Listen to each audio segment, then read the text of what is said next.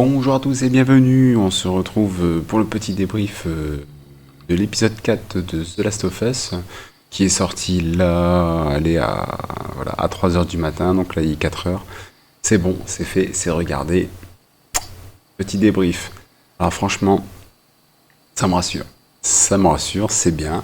La série est repartie sur des bons rails. Honnêtement, voilà, on arrête les, les- les vues à droite à gauche là. On se recentre un petit peu sur les personnages principaux. Et ça fait du bien. Et ça fait du bien. Alors, je vais pas parler de l'épisode précédent, ça sert à rien. Par contre, celui-là revient et reste fidèle aux jeux vidéo. Alors là, bien sûr, j'ai mis une capture du jeu directement histoire d'illustrer. Mais par contre, voilà, au niveau de l'épisode, on reste fidèle au jeu. Ça fait du bien. Alors, énormément de clins d'œil. Ça, c'est clair.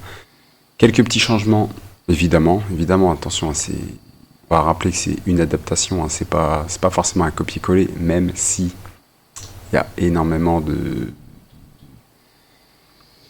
similitudes, c'est même plus des clins d'œil, hein, oui, c'est carrément des similitudes, mais bon, ça reste une adaptation, et ce qui nous donne à nous aussi le droit, à nous joueurs, d'être surpris, même ceux qui connaissent le jeu. Donc voilà, donc, je remets la fameuse scène du pick-up, parce que c'est entre guillemets le passage où l'épisode 3 se terminait. Mais, mais non, bien.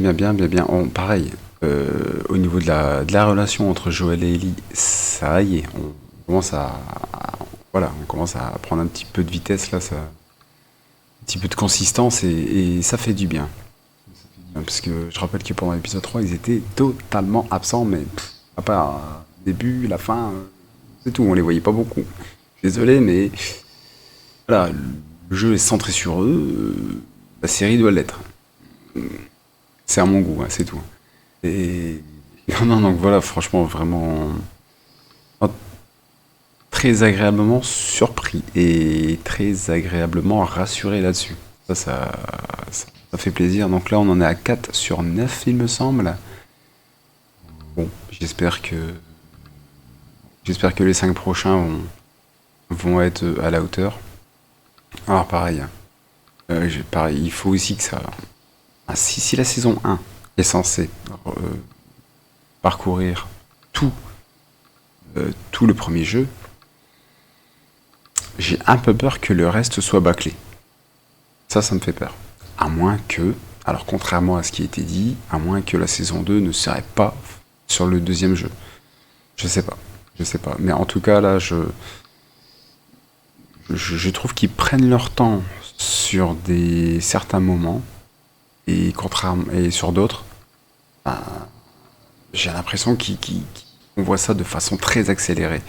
Alors pourtant, par rapport au jeu, attention, hein, bien sûr que... Bon, je vais pas dire qu'il y a très peu de scènes, très peu de cinématiques. Non, c'est pas vrai. Mais il y a énormément de phases de gameplay. D'accord, hein. Donc on reste beaucoup à des endroits sur le jeu, mais voilà, parce qu'on y joue. Là, on reste beaucoup dans des endroits, mais... Voilà, alors je dis pas qu'ils méritent pas, mais je dis juste que s'il y a que 9 épisodes, que on est arrivé là où on est arrivé à la fin de l'épisode 4, il faudrait pas bâcler le reste. Attention.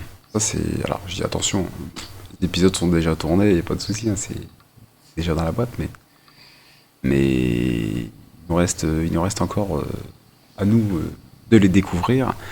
Et voilà, je vais pas dire c'est facile de faire, comment dire, de faire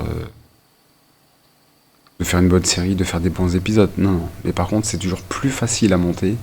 C'est toujours plus facile à commencer qu'à terminer. Ça, c'est toutes les grosses séries ont subi ça. À un moment donné, une série qui fonctionne très bien, voilà, le plus gros problème, c'est comment clore la saison ou comment clore une série. Parce que parce qu'il faut rien oublier, parce que surtout, voilà, faut pas bâcler le travail, hein, je le répète, hein, ça, ça va rester là-dessus, hein. Donc, non, non, pareil, petite dose d'humour et tout qui reprend, petit jeu entre les deux et tout, ça c'est pas mal. c'est pas mal. Voilà, ce qu'on voit à l'écran, c'est actuellement sur le jeu, on retrouve ce même esprit au niveau de la série. C'est ça, très important. C'est très important. Je rappelle que c'est une série grand public. Alors bien sûr destinée aux joueurs, mais surtout destinée voilà, à tout le monde, histoire de ramener des gens, de faire connaître la licence en dehors des frontières du gaming. Le personnage d'Ellie, alors je sais pas si c'est parce qu'on s'y habitue, ou alors si c'est parce que c'est les performances qui commencent à se voir, mais en tout cas, le personnage est de plus en plus crédible. Voilà, ça c'est un fait. C'est même pas, je veux dire, c'est même pas sujet à avis, hein.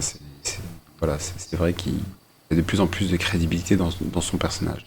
Joël aussi, mais Joël a été crédible dès le début. Voilà, c'est très crédible, très fidèle. Donc voilà, donc pour le personnage d'Ellie, il y a eu une mise en route un peu plus longue. Et là, on va dire que les projecteurs sont tournés vers eux et il faut que ça continue, simplement. Donc voilà, sur ce, je vais rester là-dessus.